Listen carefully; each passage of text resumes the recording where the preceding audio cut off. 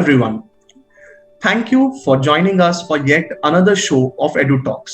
Today we have Major Rajesh Ranjit with us. Thank you, sir, for sparing time of your busy schedule. Mr. Ranjit has been an educationist for a long time now, but he started off in the Indian Army, and that makes the session all the more special. Thank you, sir, for agreeing to be with us. Sir, could you just give us a brief background about about your early years and how did this army thing happen, sir? Like, what was how did you go about it? Yeah. So I'm basically, I belong to Kerala, but born and brought up in various parts of North India. So I passed out my 10th standard from an ICSE school. And that is the point, during my schooling days, I was a state level athlete. Okay. And that was the beginning of everything. I would say, even though I'm an educationist, I would give all credit to my playground more than the classroom for what I am today. A lot of things I could develop during my childhood days, and especially leadership and collaborating with people, networking, and all other life skills like critical thinking and you can call creative thinking and problem solving. Everything I learned mostly in the playground. And maybe that was one of the starting point for me to think about serving the country and joining the Indian Army. Then I worked for it. I didn't go through the initial stream of NDA, National Defense Academy, but I completed my graduation from Bangalore University. And then I planned to pursue my law studies. That was the time, I deliberately prepared for this. I was also a NCC cadet during my college days, and also an under officer where I could lead students and take them for camps and various adventure activities, which National Cadet Corps gives us. And apart from that, I was also the president of the hostel which I was staying. It was a 300 odd strong hostel, and the captain of the sports captain of the college. So these were the things which made me to get into army, because army looks for people who have these kind of officer-like qualities and leadership abilities, and that's how I got into the army. But before that, I was also interested in law and education. So I, in fact, completed a diploma, a one-year diploma called the Association Montessori International from Holland, which was conducted in IMTC Bangalore. And that was my basic background to come into the education field after I served the Indian Army. And I came into the Army as a short service commissioned officer. I could have continued for some time beyond 5 years, but I decided to come out and be an educationist. And that's how my journey with private school, K-12 private school education started. Initially, I was in the field of administration, also as a housemaster, taking care of boarding students. That was the time I also got married. And in fact, my wife and I, we both were classmates at the Montessori course which we did. That is before joining the army. And then I went to the army, and she became an educator with a prestigious group of schools in Bangalore. So then after marriage, we both got into an international school and then started our journey from there. And that's how, past 15 odd years, I've been in the field of education in various roles, starting from being an educator, housemaster, administrator, head of boarding, and principal, director, and also, education consultant for many schools. So that has been my journey till. So that's excellent, sir. Like the varied exposure that you have had across your path, it's really inspiring. So I would love to know more, sir, about because you mentioned that sports has played a very, very important part in terms of the skills that you have developed over the years and laid the foundation for this amazing journey. So what motivated you, sir, in term like towards sport? Was it few role models or something like? What was the inspiration behind that? Yeah, so I would say that I was more interested in playing, and playing gave me a lot of education, which is actually required. Those kind of life skills are required in the career and job world. Basically team games, and also are developing the kind of discipline and the kind of abilities to excel oneself. That's what sports gives. Right, sir. And that is how I could build myself. And of course, the school which I studied also had a lot of contributions, because it gave me that kind of an opportunity. Of course, even today schools do not encourage much in sports and games. It's still called an extra curriculum.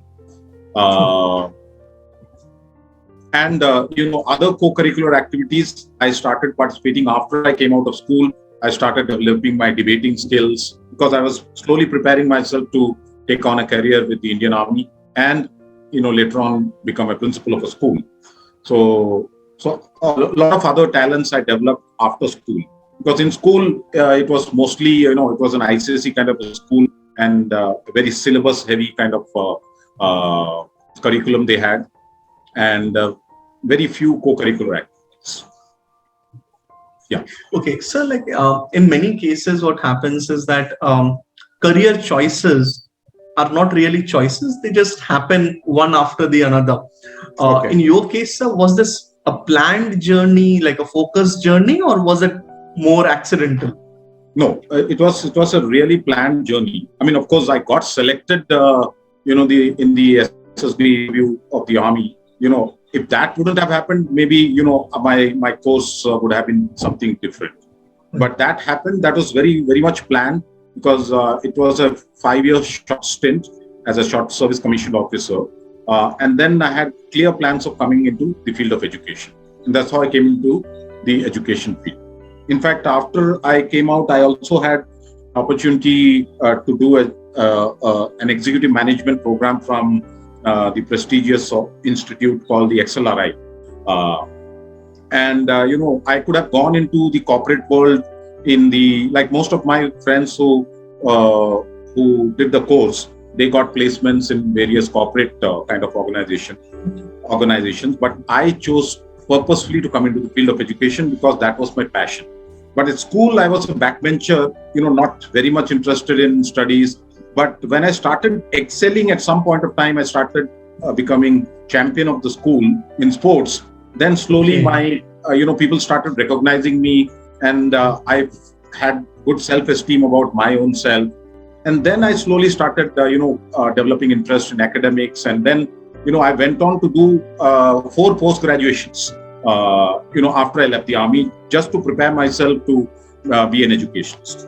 So one of my post-graduation is in the field of applied psychology, MSc Applied Psychology.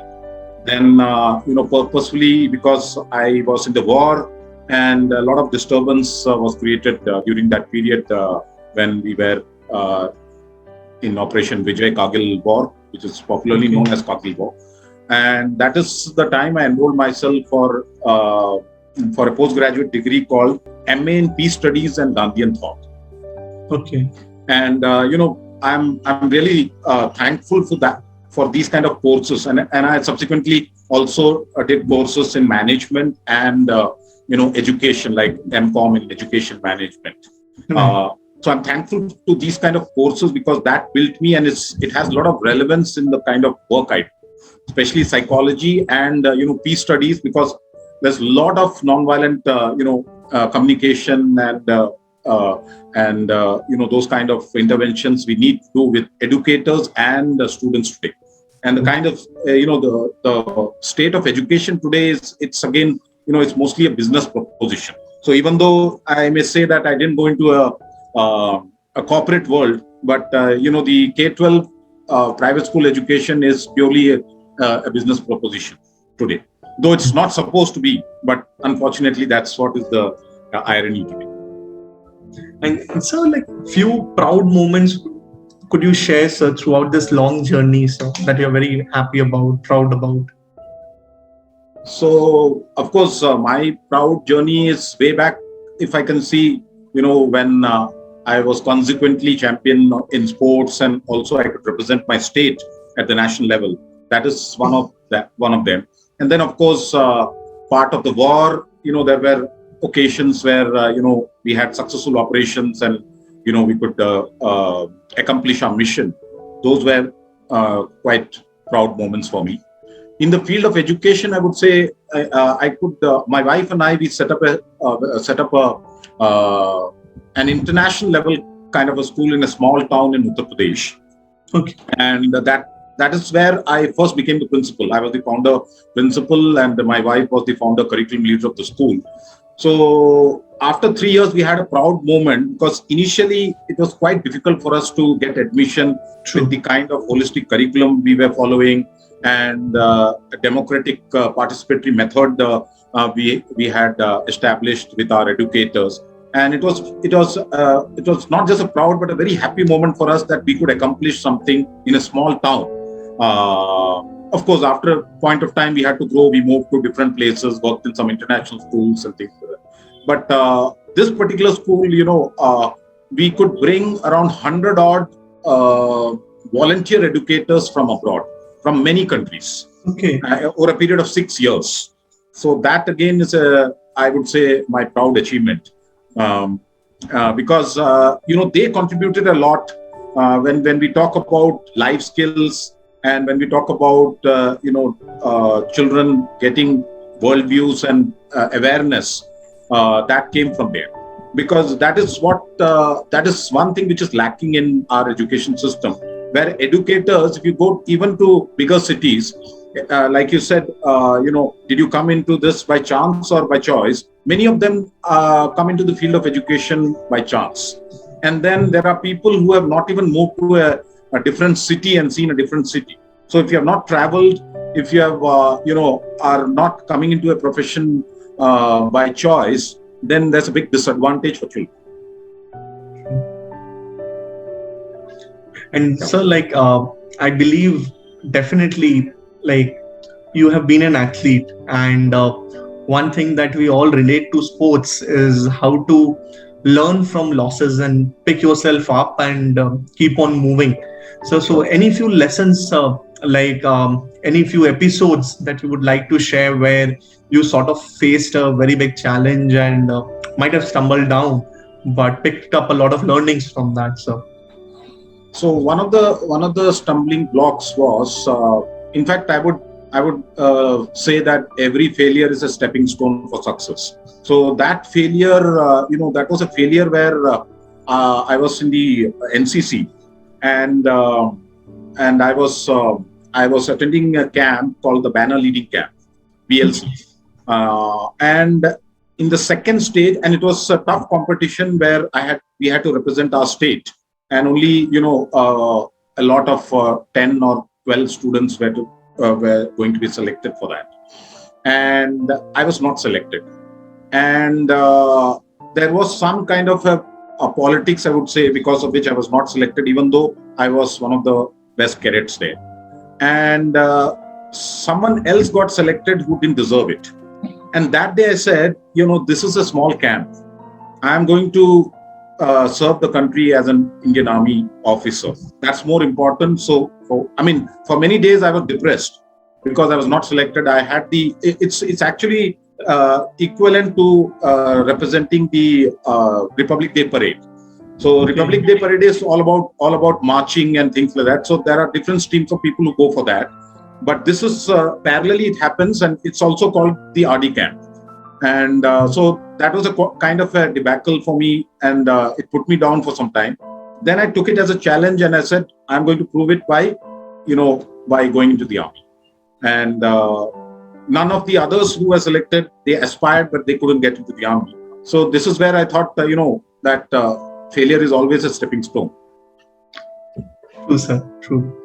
And sir, we always look up to the army, and we have an impression about people who would be very disciplined, very motivated, very meticulous, Sure. and so how far of this impression is true, and how far is what's your view on this, sir? I would say, I would consider, army gives lot of opportunity to correct our exterior discipline. How much it goes and become internalized is a big question, because many people, may seem to be disciplined, and then army is always about yes, boss. You have to say yes, because there has to be unity of command. Because when you're leading and when you're in the battle, there cannot be two ways. Even if your senior says that, okay, this is what is the task, and we are going this way, you may have a difference of opinion, but you cannot say that. You can say it, but then the person may not take it. So that is the kind of discipline required. But when I came into the education field, that discipline doesn't work. Of course, we are known for being punctual. We are known for our gentlemanly kind of behavior. Those things are always appreciated everywhere. But what I saw in the corporate world also is that, there is a lot of yes bossism. There is a lot of people wanting loyalty. I have this thing which I always tell. I do not have a dog's loyalty. That a dog doesn't know the master, whether the master is right or wrong, and the dog will always wag his tail, Right. or her tail. But unfortunately, that's the scenario today, even in the education field. That people are called for, giving their loyalty. So I say, I'm loyal to this organization. I'm loyal to this profession. I'm loyal to the ideals of education. I'm not loyal to my management, or I'm not loyal to a person who's running it. I'm not loyal to an individual. I need not be. Yes, I am loyal in sense that I have the integrity. If a person is truthful and running a business truthfully, I have no qualms about it. But if there is an issue with ethics, if there is an issue with legality, then I stand up. And army officers are known for that. But not everyone in the army. I can't generalize that. But we are taught to be loyal, honest, and ethical. And that has, I have moved places because of that. Because certain places I didn't get people who were ethical. So I had to question them, move forward. Sometimes I had to teach them a lesson. All these things have happened in my past 15 years. Okay. And so, you have led very, very different lives, if I were to say, being in the army and then in the education sector. And what motivated you? Were the motivations same in both the roles, or were they different? So one, I would on a say, regular basis, like going through your role, your duties, what was the motivation? So my motivation is being a leader. And that at a very young age, maybe when I was in third standard, there is an incident which I would like to narrate. We were in a kind of a colony kind of place. We were staying there, and there was a big playground in front of our house. And we used to play with the senior students. And at some point of time, there was some kind of a tussle that they would not, and we used to play all kinds of games, hockey and football and kabaddi and cricket, everything. So at some point of time, we saw that, the seniors, they would not give chance to us. And then that was the time I parted ways with them. And then I set up my own team of people. And that is the starting point as a leader. So that is there in my blood even today, that I'm born to be a leader and to lead. So that keeps me going, because again, behind that is a sense of fairness and justice. Because if I'm in a leadership position, I would make sure that people are fair and just. People do not exploit, because there's a lot of exploitation happening in schools with regard to teachers. I would not like to go too much into that, but everyone knows that, especially K-12 private school education. So that keeps me motivated that I have to be in this position because I do not know if someone else would do justice to this job. Right, so you mentioned that after army, you went ahead and did a lot of post-graduation courses, kept yourself updated, and so suppose I have a friend who is a young teacher in a school right now, already has done her basic education, just has a bachelor's in B.Ed and all, and she's doing. And what should her three goals be, or kind of a guiding light in some way to ensure that she has an illustrious career like yours? Okay, so one I would say is related to your profession. One is your subject. I mean, if she is an educator, teacher, then of course gaining maximum about that subject. Second is the pedagogy, that is the teaching learning process. Now, I can be an excellent educator, but if I do not have the teaching learning pedagogy, how to teach children, because we need to look at it from the child's point of view, that how will this child learn? So like we say, we have the multiple intelligences theory by Howard Gardner now. And also people talk about 3-4 basic learning styles of children, that some children learn by listening, that they are auditory learners. Some children learn by seeing, visual learners. Some children need to do something, they are kinesthetic learners. These are basic 3. Apart from that, some children learn by reading and writing. And then you have, children who are musically oriented. So they need to have that kind of a stimulation. So understanding this basic pedagogy and the learning styles is very much. So one of the goals should be thorough with your subject knowledge. You should not go wrong. I mean, it has to be built over a period of time. Second is your teaching learning process. That is your, that's your Bible actually. Because without that, you cannot progress in your career. And third would be to upgrade oneself and get the maximum exposure by collaborating with people, by visiting places and reading books. Upgrade yourself so that you have a plan for growth, that after a point of time, I should become a coordinator or head of department, and then vice principal and principal, and maybe go beyond. So this is my advice. Okay. And so with COVID coming in suddenly and forcing all teachers to learn new skills apart Correct. from traditional ways of teaching. So any word on that, sir? It's an excellent thing which has happened, I would say. Unfortunate that so many people have been affected, and so many people have lost jobs, and so many people are sick and all those kind of things.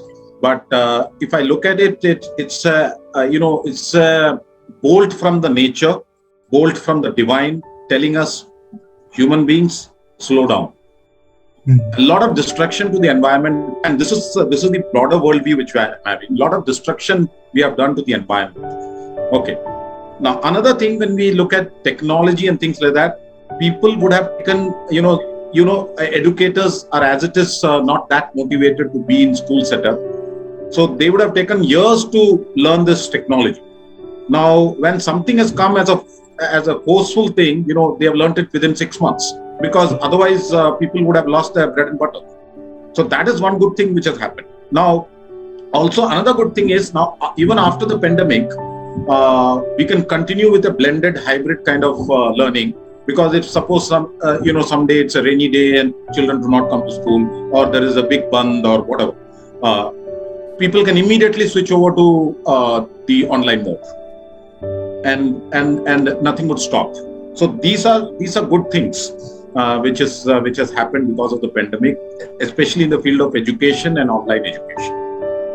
So now students have also changed during the pandemic, I would say, in terms of their exposure level, familiarity with technology, or being used to studying alone also.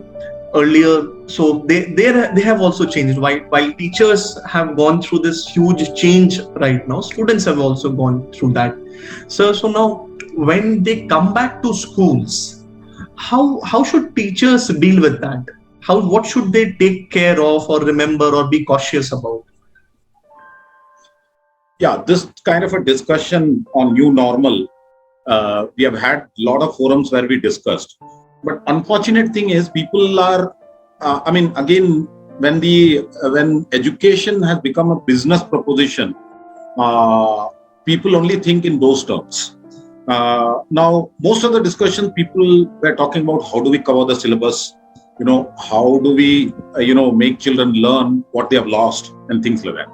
What I would say is first talk about their experiences, connect with the emotions of children, what they have undergone. Some of them would have faced death in the family or, in the near community.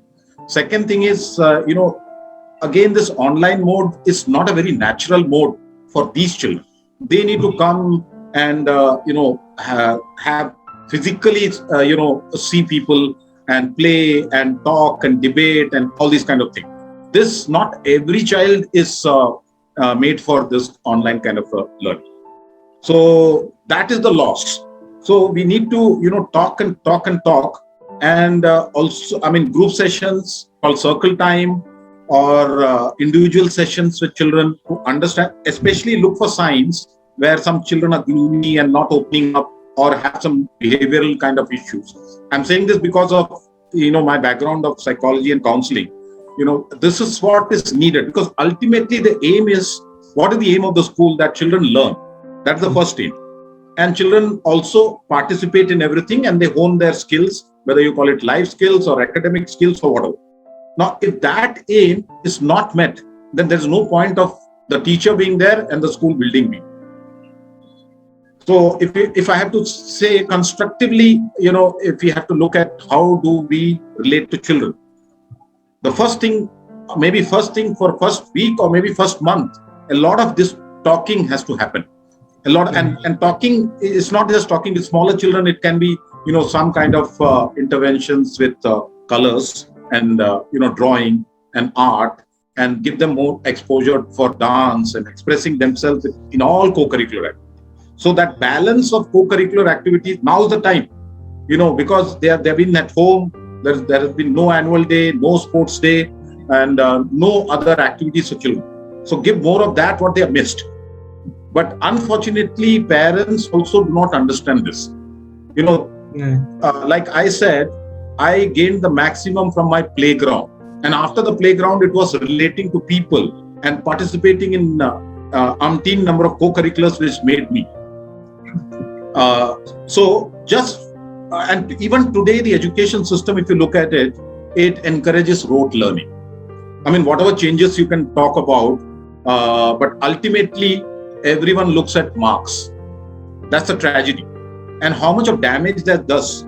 And then there is, all these kind of textbooks in the market, which people prescribe as school books and things like that. There's a big mafia there, which is pumping, and then people are encouraged to study and study and study. Just by studying, you cannot develop your personality. It has to be an overall holistic kind of an approach. Only then it can happen. So when children come back, we need to take care of this. And so during the lockdown, one new thing that sort of came was parents and teachers jointly working together for the growth of the child. I'm not saying that this was not there earlier, but typically the approach was, if my child is going to school, the teacher used to, like the parents at home, were not as engaged and involved in the child's education.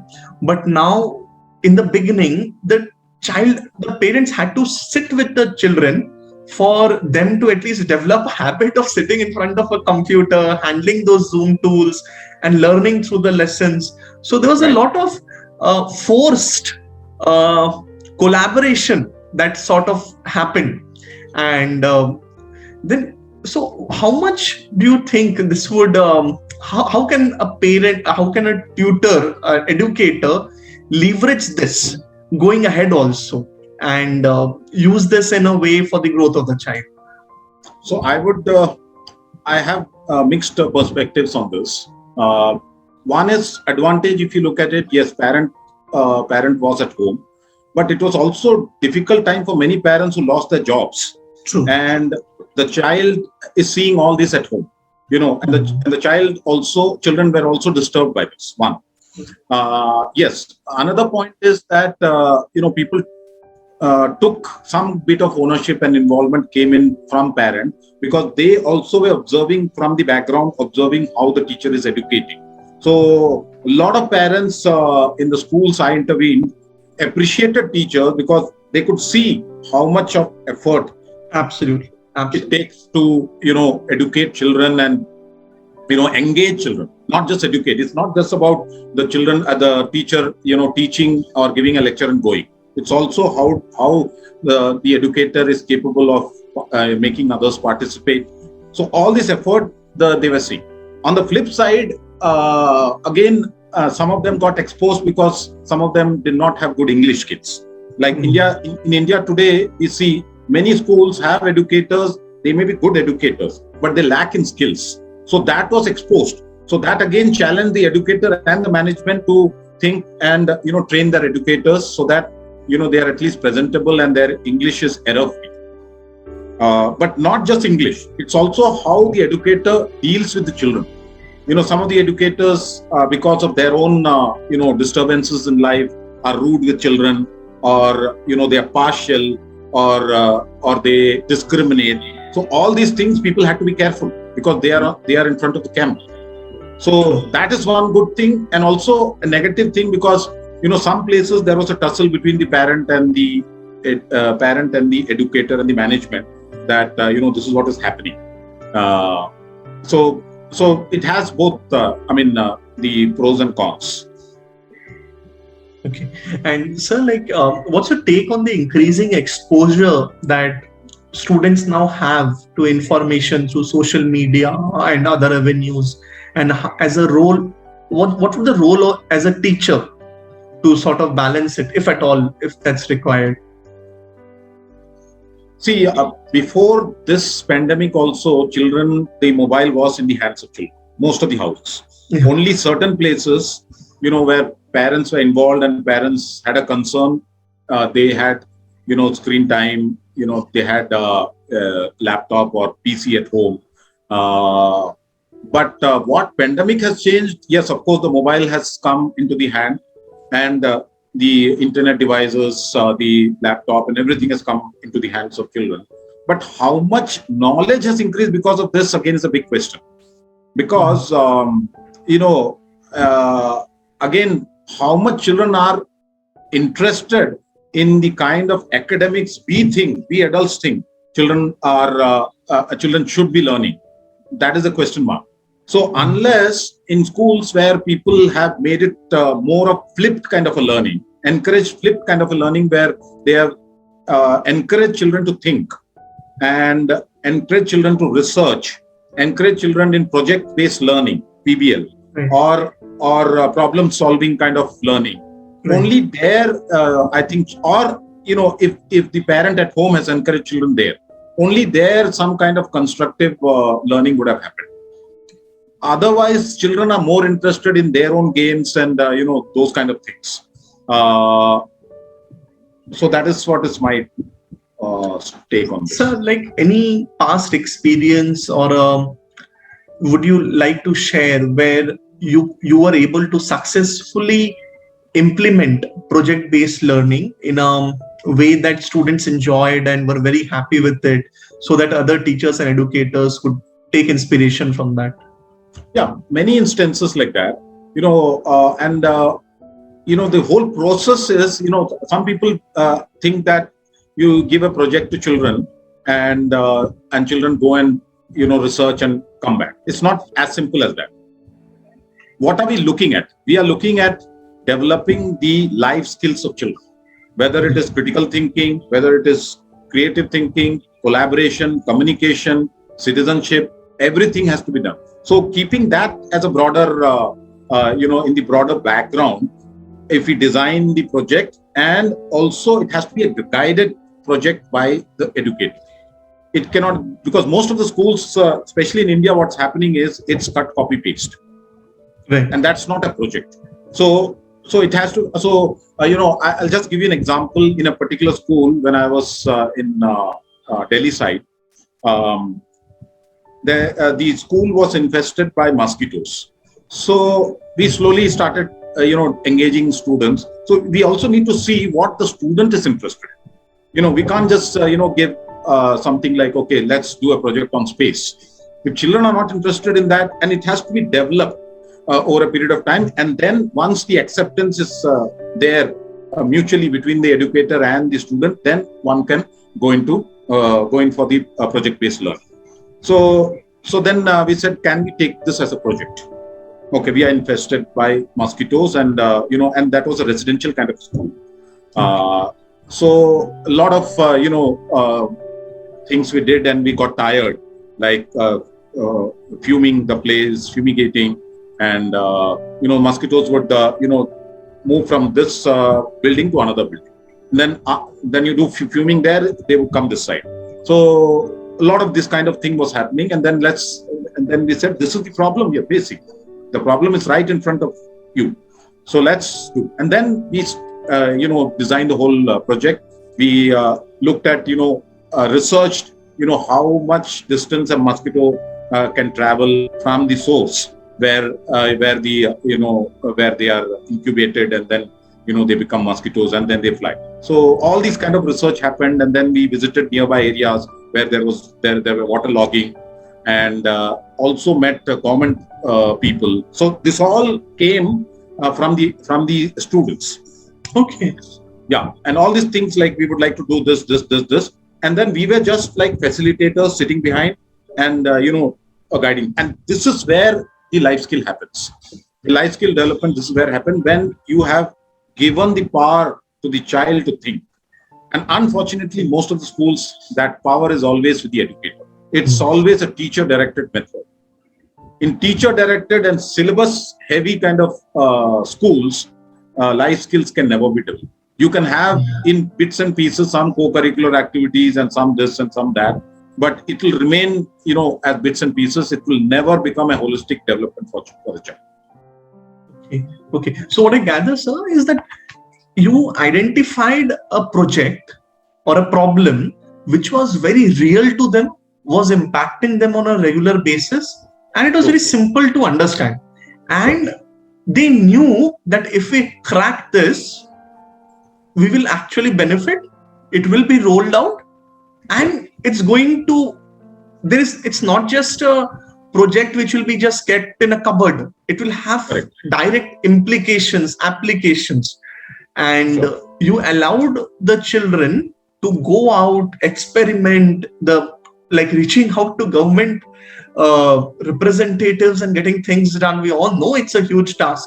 So you let them have their own experiences, make mistakes, and go about it, which finally helped develop the necessary skills. So great. So I would say that's definitely when we see it in terms of an example, it's very easier to understand and digest that, yes, what are the other small things that we could do across schools in their own way, because every school, every locality or every community would have their own challenges, which they can sort of work with children and go about it. Sure. So any two things which you feel as an educator we should never do, which sort of dampen the chances of the development of skills? So one thing is I have zero tolerance for manipulations and discrimination by the educator. Okay. Now again, I don't blame the educator here. It's also the people who are forcing teachers to become like this. So teacher should not fall a prey to all these kind of things, politics or manipulation or discriminating children. And this I have seen many times in schools. And sometimes the teacher's basic temperament and nature is like that, but sometimes it is because of the management where the teacher gets into this kind of a dirty game. So these are the 2-3 things which I would say that a teacher should not be doing, and it is zero tolerance and unethical. So these are all related to ethics. Like, how do I treat a child? Never punish a child for not performing in academics. Find out ways how I can make this child learn by understanding what are the learning issues the child has, and also the learning style of the child. Okay. So absolutely right. From first focusing on not just academics but on sports also, because from your personal experience you shared that the playground is where you picked up majority of your skills, like facing problems, perseverance, resilience, everything. Like sports teaches us a lot of things. And with your personal anecdote that you shared about from your army, like from your camp days, where you faced a setback, a challenging situation, and sort of you decided to move on and focus on a larger goal, and how it inspired you. You moved ahead, and those experiences from the army, what helps you, and at times what you have to build more skills from when you move on to your academic journey. So investing in self growth by doing multiple post graduation courses, developing subject expertise, what you shared about during Corona days, during COVID days, how people build up new skills and blended learning, and focusing later on also, like these things. So this definitely, and project-based learning, the example, the anecdote that you shared. So definitely, like as an educator, I'm very confident that teachers would have a lot to learn and take inspiration from your journey to ensure that they also grow professionally in their lives. So it has been a great template sort of a thing. So any last parting words which for young educators who are just stepping in and sort of which will help them? Yeah, I mean, you can call yourself an educator, teacher only if you're a learner. And the learning has to be constant. Learning cannot stop. The more you learn, the better educator you become, the better leader you become. And every learning is important. Every human being is important. And we learn more from human beings directly rather than from books, because that's a second-hand kind of a knowledge. Right. So, of course, books also are important because you cannot always have first-hand experience. So, be a learner, and your career will grow. Thank you, sir. Thank you for taking out time for this session, sir. We know you have a very hectic schedule. Thanks a lot, sir. Thank you, sir. Thank you. Thank you, sir. Right.